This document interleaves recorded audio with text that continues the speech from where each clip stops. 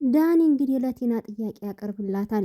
ቆይ ቤቱን ከወረሽ በኋላ ምን ልታደርጊ ነው ያሰብሽው? በቀላሉ የሚለቁሽ ይመስልሻል እንዴ ሲላት፣ ቤቱን ከወሰድክ በኋላ ካንተ ጋር መኖር ነው የምፈልገው። ከዛ አባትየውን ገንዘብ ከፍዬ አስገድለዋለሁ ስትል ዳኒ በጣም ይደነግጣል። ካሌብ ወይዘሮ ፈለቀችን መስሎ ሁሉን ነገር የቲናን ክፋትና የክፋት ጥጓን አረጋግጧል።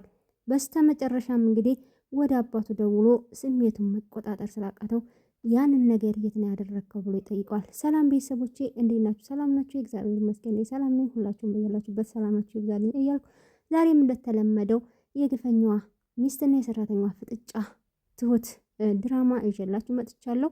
ቪዲዮውን በላይክ ጀምሩ።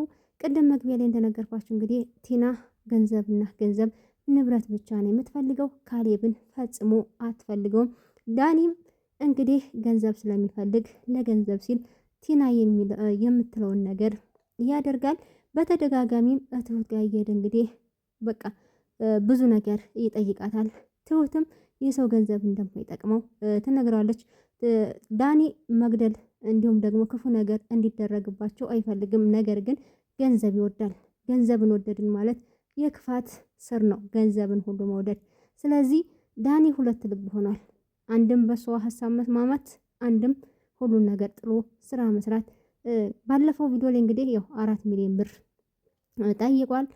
የካሌብ አባትም አስብበታለሁ ነው ያለው። ካሌብ እንግዲህ በጣም የቲናን ሁሉን ነገር ባይኑ አየ፣ በጆሮ ሰማ፣ አረጋገጠ ወይዘሮ ፈለቀችን ሆኖ።